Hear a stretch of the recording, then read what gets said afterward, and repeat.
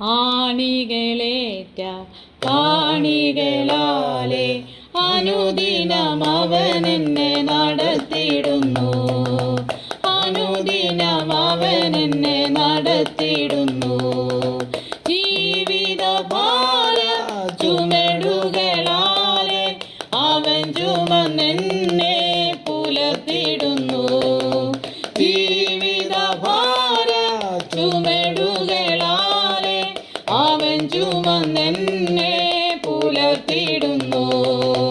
ആകയാലാകുലമില്ലെനിക്കില്ല, ആനന്ദമായൊരു ജീവിതമാ. ആകയാലാകുലമില്ലെനിക്കില്ല, ആനന്ദമായൊരു ജീവിതമാ. ആണികളേറ്റ പാണികളാലെ അനുദിനം അവനെന്നെ നടത്തിയിടുന്നു. അനുദിനം അവനെന്നെ നടത്തിയിടുന്നു. ഏതൊരു നാളും യേശു എന്നിടയൻ, എനിക്കൊരു കുറവും വരികയില്ല. ഏതൊരു നാളും യേശു എന്നിടയൻ, എനിക്കൊരു കുറവും വരികയില്ല. അനുഗ്രഹമാണെൻ്റെ ജീവിതമിന്ന്, അനുഭവിച്ചറിയുന്നു ഞാനവനെ. അനുഗ്രഹമാണെൻ്റെ ജീവിതമിന്ന്, അനുഭവിച്ചറിയുന്നു ഞാനവനെ. ആണികളേറ്റ പാണികളാലെ അനുദിനം അവനെന്നെ നടത്തിയിടുന്നു. അനുദിനം അവനെന്നെ നടത്തിയിടുന്നു. ഉലകിലെല്ലാരും പ്രതികൂലമായാലും ഉലയുകയില്ല, ഞാൻ പതറുകില്ല. ഉലകിലെല്ലാരും പ്രതികൂലമായാലും ഉലയുകയില്ല, ഞാൻ പതറുകില്ല. ഉயிருള്ള നാളെല്ലാം ഞാനവനായി ഉണർന്നു വിശ്വാസത്തിൽ വേല ചെയ്യും. ഉயிருള്ള നാളെല്ലാം ഞാനവനായി ഉണർന്നു വിശ്വാസത്തിൽ വേല ചെയ്യും. ആണികളേറ്റ പാണികളാലെ അനുദിനം അവനെന്നെ നടത്തിയിടുന്നു. അനുദിനം അവനെന്നെ നടത്തിയിടുന്നു. കർത്താവായ യേശു ക്രിസ്തുവിൻ്റെ നിസ്തുല്യ നാമത്തിൽ എല്ലാ പ്രിയ ശ്രോതാക്കൾക്കും ക്രിസ്തീയ വന്ദനം അറിയിക്കുകയാണ്. ഇന്നത്തെ നമ്മുടെ ചിന്തയ്ക്കായിട്ട് 1 ശമൂവേലിൻ്റെ പുസ്തകം 17-ാം അധ്യായത്തിൽ നിന്ന് ചില കാര്യങ്ങൾ ഓർപ്പിക്കാനാണ് ആഗ്രഹിക്കുന്നത്. പുരാതന കാലങ്ങളിൽ കവണ ഉപയോഗിക്കുന്നവർ 2-3 സെൻറ്റിമീറ്റർ വലുപ്പത്തിലുള്ള കല്ലുകളായിരുന്നു കവണയിൽ ഉപയോഗിച്ചിരുന്നത്. തലയോട്ടിൽ തുളച്ചു കയറുവാൻ ഇത് മതിയായിരുന്നു. ദാവീദ് ആടുകളെ മേയിച്ചുകൊണ്ടിരുന്ന സമയങ്ങളിൽ ഈ വിധത്തിൽ കല്ലുകൾ ഉപയോഗിച്ച് സിംഹത്തെയും കരടിയെയും ഒക്കെ കൊന്നിട്ടുണ്ട്. 1 ശമൂവേൽ 17-34 മുതൽ 37 വാക്യങ്ങളിൽ ഇത് വ്യക്തമാക്കുന്നുണ്ട്. ദാവീദിന് 5 കല്ലുകളുടെ പിന്നിൽ പല വിഷയങ്ങൾ കാണുവാൻ സാധിക്കും. മോശയുടെ പഞ്ചഗ്രന്ഥങ്ങൾ 5 യാഗങ്ങൾ മാത്രമല്ല, 5 എന്ന സംഖ്യ ദൈവത്തിൻ്റെ കൃപയെ കാണിക്കുന്നു. എന്നാൽ ദാവീദ് എടുത്ത 5 കല്ലിന് മറ്റൊരു ഉദ്ദേശം ഉണ്ടായിരുന്നു. ദാവീദ് കൊന്ന മല്ലനെ കൂടാതെ മറ്റ് 4 മല്ലന്മാർ കൂടെ ഉണ്ടായിരുന്നു. 2 ശമൂവേൽ 21-15 മുതൽ 22 വാക്യങ്ങളിൽ ഇവരുടെ പേരുകളും അവർക്കുണ്ടായ അന്ത്യത്തെക്കുറിച്ചും വിവരിക്കുന്നുണ്ട്.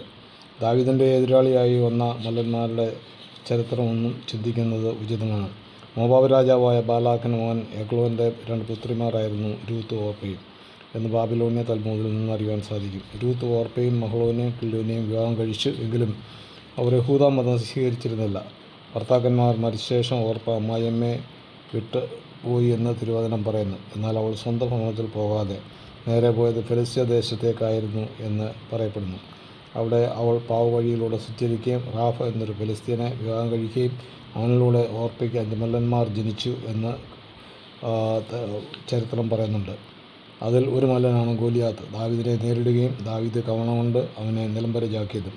എന്നാൽ മറ്റ് 4 സഹോദരങ്ങൾ ഒരു പക്ഷേ എതിർക്കൊള്ളുമെങ്കിൽ അവരെ തകർക്കാനാണ് ദാവീദ് ഇടയസഞ്ചിയിൽ 5 കല്ലുകൾ നിക്ഷേപിച്ചത്.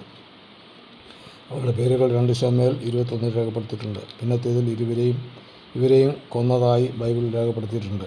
2 ശമൂവേൽ 20:16 രാഫ മക്കൾ ജിസ്പിയെ, ബെനോബ്, സഫിൻ, ഗോലിയാത്ത് 20 വാക്യത്തിൽ പേര് രേഖപ്പെടുത്തിയിട്ടില്ലെങ്കിലും ഒരു ദീർഘകായകനെന്ന് മാത്രം പറയുന്നു. എന്നാൽ ഇവന് 24 വിരൽ ഉണ്ടായിരുന്നു എന്നും ഇവൻ രാഫയ്ക്ക് ജനിച്ചവനായിരുന്നെന്നും പറയപ്പെടുന്നു. 1 ദിനവൃത്താന്തം 20 രാഫയുടെ മക്കളെക്കുറിച്ച് പരാമർശിക്കുന്നുണ്ട്. തൽമൂദ് അനുസരിച്ച് ഗോലിയാത്തും മറ്റ് 4 മല്ലന്മാരും ഓർപ്പയുടെ മക്കളായിരുന്നുവെന്നും അവർ 5 പേരും രാഫയ്ക്ക് ജനിച്ചവരെന്നും അറിയുവാൻ സാധിക്കും. ഏലാത്താഴ്വരയിൽ ഇസ്രായേലിനെ വെല്ലുവിളിച്ച് നിന്ന മല്ലനായ ഗോലിയാത്തിനെ തറ പറ്റിച്ച് ചിരച്ഛേദം ചെയ്ത് ശൗലിന് മുമ്പിൽ കൊണ്ടുകൊടുത്ത ഇശായി പുത്രനെക്കുറിച്ച് ആർക്കും അത്ര പരിചയമുണ്ടായിരുന്നില്ല. ശൗലിൻ്റെ അനുസരണക്കേട് നിമിത്തം രാജസ്ഥാനത്ത് നിന്നും ദൈവം ശൗലിനെ തള്ളിയ ശേഷം ദൈവത്തിൻ്റെ ദാസനായ ശമൂവേലിനെ ഇശായിയുടെ ഭവനത്തിലേക്ക് അഭിഷേക തൈലവുമായി പറഞ്ഞയച്ച ദൈവത്തിന് ഒരു ഉദ്ദേശമുണ്ടായിരുന്നു. മിടുക്കന്മാരായ ഇശായിയുടെ മക്കളിൽ ഇളയവനായ ദാവീദ് ഒഴിച്ച് എല്ലാവരും ഭവനത്തിലുണ്ടായിരുന്നു. ശമൂവേൽ അവരെയും യാഗത്തിന് ക്ഷണിച്ചിരുന്നു. ദാവീദ് അപ്പോഴും കാട്ടിൽ ആടുകളെ മേയിക്കുന്ന ജോലിയിലായിരുന്നു. ശമൂവേൽ തൈലക്കൊമ്പെടുത്ത് ഇശായിയുടെ ആദിജാതനെ കണ്ടപ്പോൾ അവനായിരിക്കും ദൈവം തിരഞ്ഞെടുക്കാൻ പോകുന്ന വ്യക്തി. അപ്പോഴേക്കും ദൈവം ശമൂവേലിനോട് പറഞ്ഞത്, ഞാൻ അവനെ തിരഞ്ഞെടുത്തിട്ടില്ല. അങ്ങനെ ഇശായിയുടെ 7 മക്കളെയും ദൈവം തിരഞ്ഞെടുത്തില്ല. അപ്പോൾ ശമൂവേൽ ചോദിച്ചു, ഇനി നിനക്ക് മക്കൾ ആരെങ്കിലും ഉണ്ടോ? ഇളയ ഒരു മകനുണ്ട്, അവൻ ആടുകളോടൊപ്പം കാട്ടിലാണ്. ഉടനെ അവനെ വിളിപ്പിപ്പീൻ എന്ന് പറഞ്ഞു. അങ്ങനെ ദാവീദ് ഭവനത്തിലെത്തിയപ്പോഴേക്കും ദൈവം പറഞ്ഞു, ഞാൻ തിരഞ്ഞെടുത്ത ഇവൻ തന്നെ സുനേത്രനും സുന്ദരനുമായിരുന്നു. അങ്ങനെ ശമൂവേൽ സഹോദരന്മാരുടെ മധ്യ വെച്ച് ദാവീദിനെ അഭിഷേകം ചെയ്തു. അഭിഷേകമില്ലാത്ത സഹോദരന്മാർ ഗോലിയാത്തിൻ്റെ വെല്ലുവിളിയിൽ ഓടി ഒളിച്ചപ്പോൾ അഭിഷേകം ലഭിച്ച ദാവീദ് ഗോലിയാത്തിൻ്റെ വെല്ലുവിളികളെ അതിജീവിച്ച് ധൈര്യത്തോട് ചെന്നു. ശത്രുവായവനെ, യഹോവയെ നിന്ദിച്ചവനെ കാമണ കൊണ്ട് നിലംപരിചാക്കി തലയറുത്ത് ശൗലിന് മുമ്പിൽ വെച്ചു. ഇതാണ് ദൈവത്തിൻ്റെ അഭിഷേകത്തിൻ്റെ ശക്തി. ഈ ശക്തി പ്രാപിച്ച് ശത്രുവിനോട് പടപൊരുതുവാൻ ദൈവമായ കർത്താവ് ഏവരുടെയും ജീവിതത്തിൽ കൃപ ചെയ്യട്ടെ. ഈ ചിന്തയാൽ ദൈവം ഏവരെയും അനുഗ്രഹിക്കട്ടെ. തിരുവചന ഭാഗങ്ങൾ തുടർന്നും ലഭിക്കുവാൻ ഈ വീഡിയോ ലൈക്ക് ചെയ്യുക, ഷെയർ ചെയ്യുക, സബ്സ്ക്രൈബ് ചെയ്ത് സപ്പോർട്ട് ചെയ്യുക. തുടർന്നുള്ള തിരുവചനങ്ങളുമായി നമുക്ക് വീണ്ടും കാണാം.